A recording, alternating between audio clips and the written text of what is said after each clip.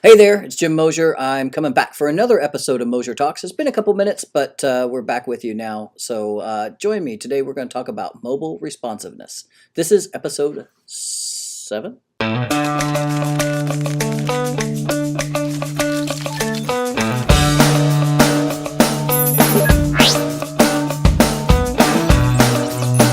All right, so welcome back to Mosier Talks. This week, I want to talk to you about responsive websites. And I know that you're going to think this is all about selling you a website. It's not. Let me just stop you right there. The reason I want to talk about responsive websites has really nothing to do with the website itself, but everything to do with your marketing strategy and your position on Google. One of the things that most people don't realize is that Google actually has 2 indexes. It has your standard index, and then it has a mobile index. And the mobile index is what's shown on mobile devices. Well, the reason they started doing this is because they found that when you go to browse websites on a cell phone, you don't always get the best experience. And I'm sure it's happened to you. Have you ever gone to a website and found that it looked like crap? You have to sit there and you have to zoom in on it or turn your phone sideways and everything. And then when you actually click a button, you actually accidentally click the wrong button because the buttons are so tiny and close together. That is a bad user experience. And Google, a while back, started making algorithm changes to warn people if they're going to be going to a non-mobile friendly website. Well, they're actually changing that up again. In June, it is rumored that Google's actually going to start eliminating websites that are not mobile friendly from their mobile search index. So that means your website may still, if you go to your desktop computer at work, it may still show up and you may still be able to click on it. But if somebody's searching on a mobile device, you're gone. So let's talk about some other reasons why mobile is important. Okay, everybody's got a phone. Everybody's got.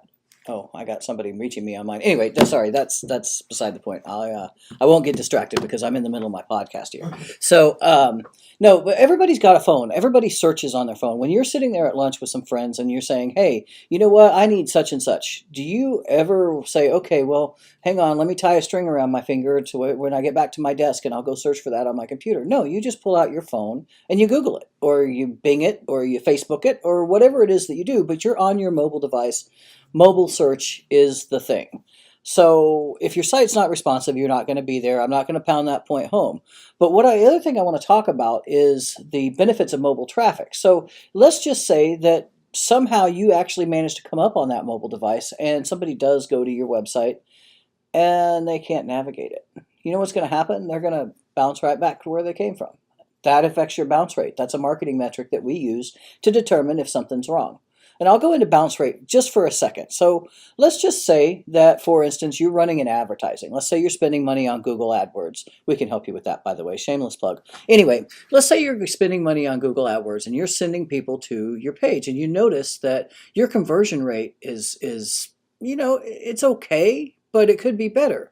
Well, you dive into your analytics a little bit and you realize that your conversion rate is 70% on desktop, 0% on mobile. What do you think that you would do with that information?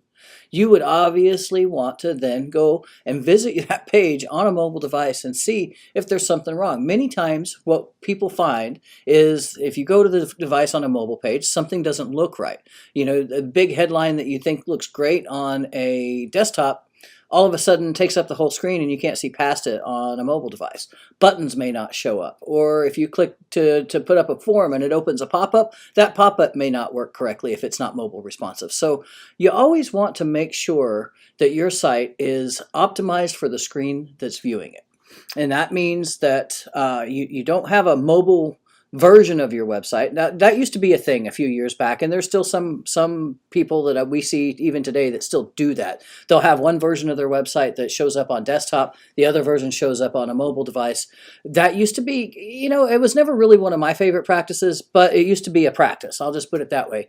But when you do that, you've got 2 different versions of your website out there. So that's 2 different websites that you actually have to maintain. And B, if for some reason Google did decide to index both of them and you have the same content on it, then you've got a duplicate content problem. And that's, again, going to hurt your Google rankings. But anyway, I'll go back to the user experience. So when you want to make your site responsive so that it looks good on every device that is viewing it, on a desktop, you've got this much space. On an iPad in landscape mode, you got this much space. On an iPad in portrait mode, you got this much space. And on a phone in portrait mode, you got this much space. And then on a phone in landscape, you got about that much space. So the idea behind a responsive website is the elements of your page will move themselves around, resize themselves, and like for instance, if you have two columns on the screen on a desktop, you have room for this, but on a mobile device, you want one column to just come up underneath the other one, so that as people are scrolling, they still see all the information. They don't have to shrink or widen the page in order to squint to see it or anything like that, and then all that content is there and ready to be consumed. So I know if you're not a web person, you're probably wondering, how do I know if my website is responsive or not? I'll start by saying if it's been done within the last couple of years, it most likely is. But the easiest way to tell is going to be to simply pull it up on multiple devices. Pull it up on your computer at your desk and in the office. Pull it up on your cell phone. Pull it up on an iPad. If it looks essentially the same on all three, without you having to move the screen around, like for instance, if you pull it up on your phone and you have to scroll left and right, your site's not mobile optimized. If you pull it up on your phone and you might see two columns on your desktop and one column on your phone, that's okay.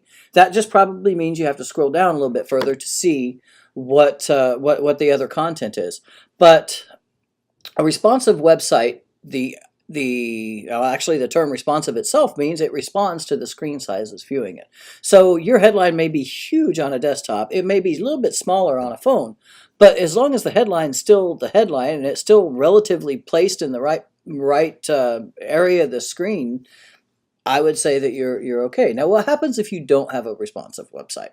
Well, number one, your Google rankings are going to suffer. I'm sorry to tell you that, but I've actually seen people that are so old school they're like, I don't really care. My Google rankings have been fine, and I've been had the same website for 10 years, and it's serving me well. Well, it's about to stop serving you. I hate to tell you that. What you can really do though is if you have a WordPress website, you're probably in the best position ever, because WordPress is a platform where we can actually go in and retheme a site. You can retheme a site. There are themes out there. There are free themes out there that you can go get. Most of our clients, they don't want to mess with it. They like to have something that's professional, looks professional, acts professional, and I'll cover what acting professional as far as a website goes on another episode of the podcast. But if you're on WordPress, then it's probably not going to be that hard of a transition for you to go to mobile responsive. If you're not on WordPress, you know what? Feel free to give me a call, and I'll review it with you, and I'll tell you what it's going to take. It's not going to be a big deal. I mean, I can't really imagine any redesign we do at this day and age being that big of a deal for most websites. It's the web applications from yesteryear that are not responsive. Those things take a little bit of doing. Big, gnarly, database-driven websites. We do those too, by the way. Shameless plug again. Anyway, yeah, just pay attention to it, because come June, you're going to have a real problem showing up in the mobile index if your site's not ready for it. Anyway, listen, that's all the time I have today. I'll let you get back to your scheduled daily activities, and I will catch you next time on Mosier Talks.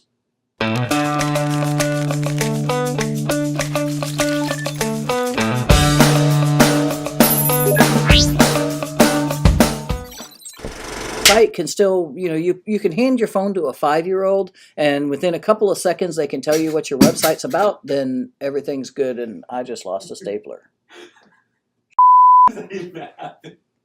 You weren't moving. Okay.